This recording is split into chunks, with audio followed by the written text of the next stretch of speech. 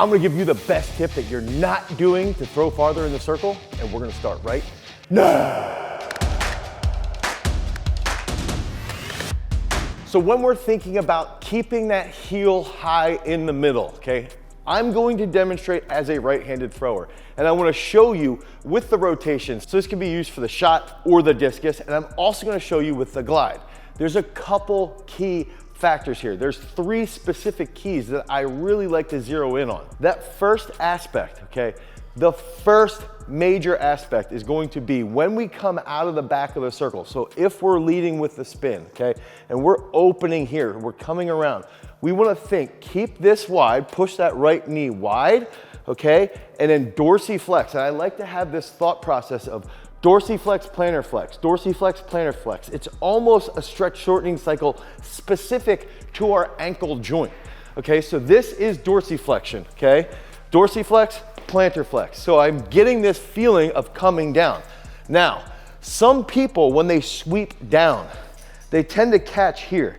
I like getting this more like 3 o'clock, okay, a little bit. You could have a little bit of a pre-turn to 2 o'clock. Darrell Hill does that pretty well. So we wanna cut that in.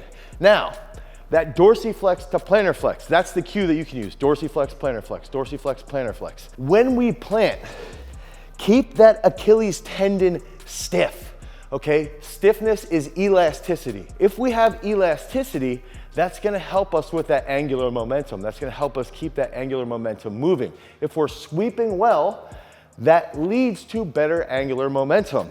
Okay, so that's that first key factor, dorsiflex, plantar flex. That second key factor is going to be very, very interesting, and a lot of people don't talk about this, okay? So when we ground and we have that plantar flexion, right?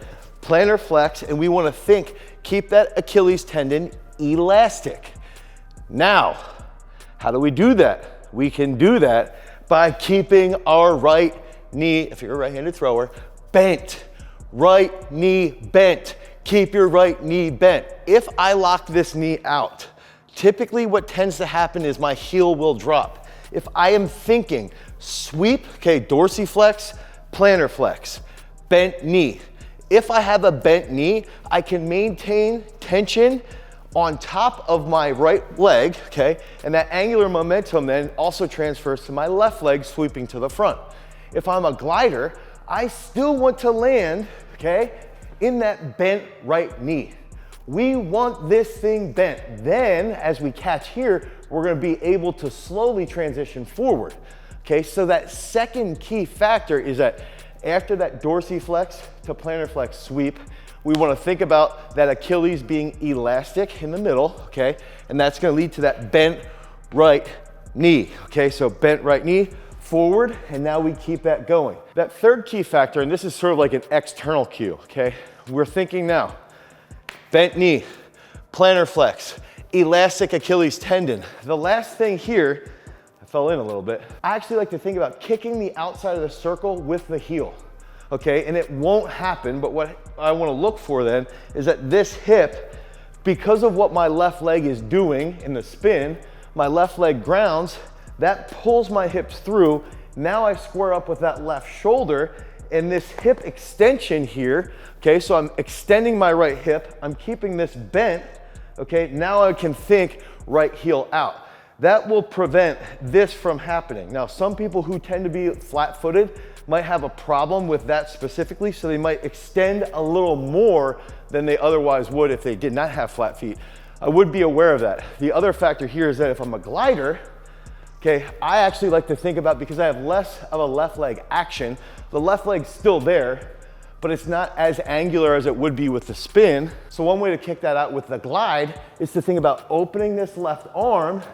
When this left arm opens, that's gonna help that heel kick out, and then I can transfer forward. So the big factors here is we wanna have the dorsiflex sweep to a plantar flex grounding. We wanna think about an elastic ankle, an elastic Achilles.